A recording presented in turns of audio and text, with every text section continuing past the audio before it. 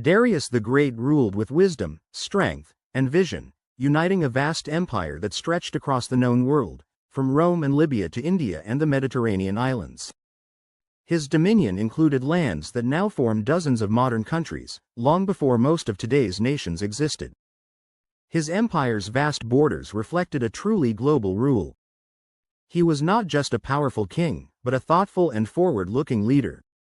He believed his mission was to protect civilization and promote peace and progress.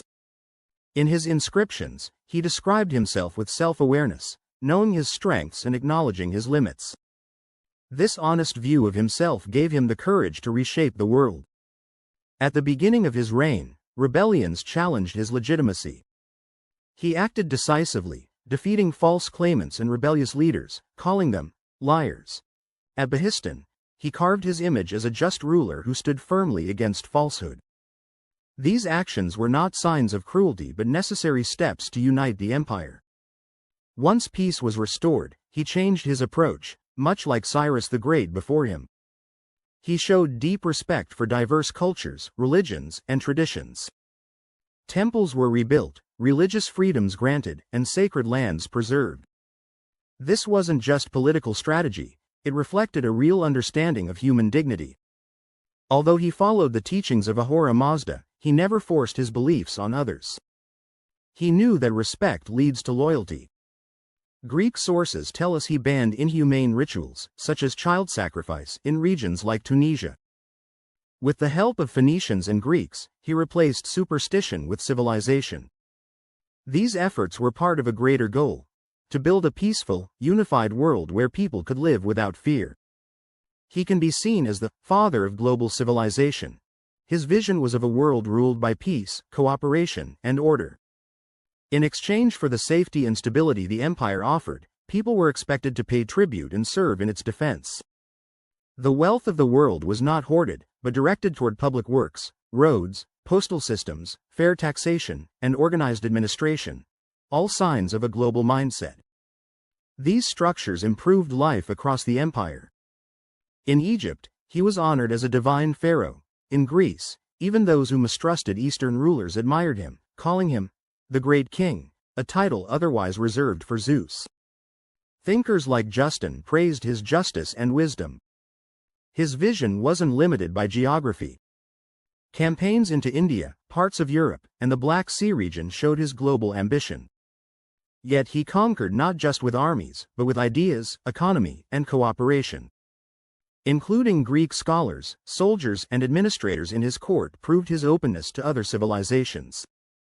Greek accounts say he treated all peoples so fairly that many believed he worshipped their gods. This cultural sensitivity made him widely loved. In an age of intolerance, he stood for wisdom, kindness, and acceptance. He built a system where, from India to Egypt, from the Caucasus to the Levant, people could live and work in peace. His reign ended tribal wars and replaced them with stability and shared progress. This is his true legacy: a ruler remembered for justice, intellect, and a global vision.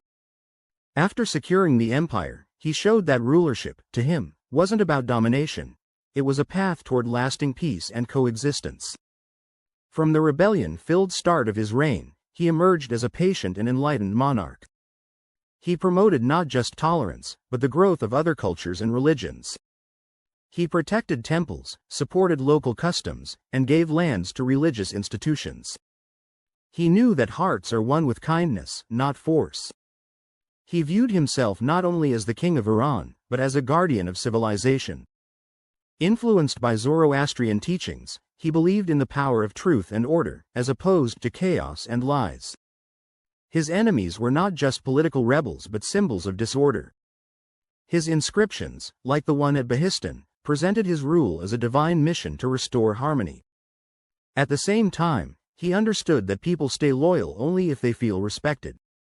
His respectful treatment of various beliefs wasn't for show, it was part of a smart and humane policy.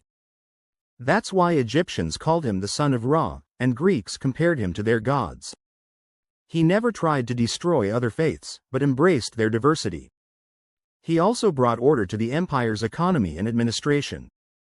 The satrapy system, fixed taxes, royal roads, and rest stations all showed his executive brilliance.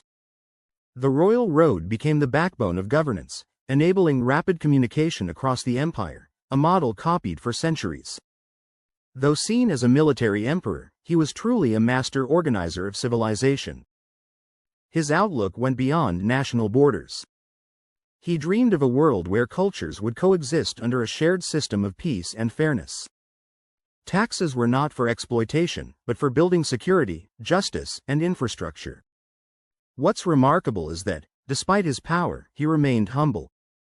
On his tomb, he asked to be remembered not for his might, but for his fairness, a clear reflection of genuine belief in justice. He knew that power without truth fades. From the Persian Gulf to the Aegean, from the Indus to the Danube, his empire was immense. But what made him truly exceptional wasn't the size of his domain, it was his humane and open-minded spirit. In a world torn by religious and ethnic hatred, he taught respect, tolerance, and civic order. He built on Cyrus's legacy, not only continuing his authority but elevating it to new heights of structure and ideology. If Cyrus won hearts, this king built systems to keep those hearts united. Together, they formed the foundation of the Persian Empire, one with greatness, the other with governance. In the end, his vision wasn't one of plunder and slavery, but of law, belief, progress, and harmony. A ruler who conquered not only lands, but also hearts and minds. One who earned the respect of even his enemies, and amazed Greek philosophers with his justice and reason.